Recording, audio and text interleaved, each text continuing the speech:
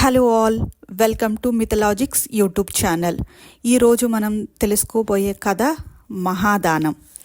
విదర్భ పాలకుడు శ్వేతుడు తపోధనుడు ఆ పుణ్యరాశి ఫలితంగా బ్రహ్మలోకానికి వెళ్ళాడు. అక్కడ ఎవ్వరికీ ఆకలి దప్పులు ఉండవు. శ్వేతుడికి మాత్రం ఎంత తిన్నా ఆకలి తీరేది కాదు, దప్పిక తగ్గేది కాదు. చాలా ఇబ్బందికరమైన పరిస్థితి. నేరుగా బ్రహ్మ దగ్గరకు వెళ్ళి తన కష్టాన్ని వివరించాడు. విధాత దివ్య దృష్టితో శ్వేతుడి గతాన్ని తెలుసుకున్నాడు. నిజమే, అతడిలో ఒక్క దుర్గుణం లేదు, ఎవ్వరికీ అపకారం చేయలేదు. పాలకుడుగాను నిష్పక్షపాతకంగా వ్యవహరించాడు. కానీ ఒకే ఒక్క కొరత, తన జీవిత కాలంలో ఒక్కసారైనా అన్నదానం చెయ్యలేదు. ఏ నిర్భాగ్యుడి ఆకలను తీర్చలేదు. గొంతెండిపోతున్న వారికి గుక్కెడు నీళ్లు పోసిన పాపాన కూడా పోలేదు.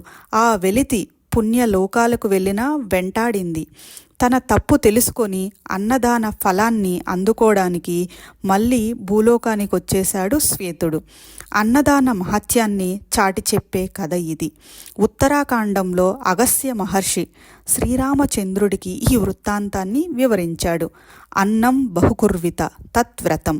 అన్నం ఎంత ఎక్కువ పండిస్తే, ఎంత ఎక్కువ వండితే, ఎంత ఎక్కువ మందికి వడ్డిస్తే అంత పుణ్యం. నేటి సుఖమయ జీవితం నిన్నటి అన్నదాన ఫలితం.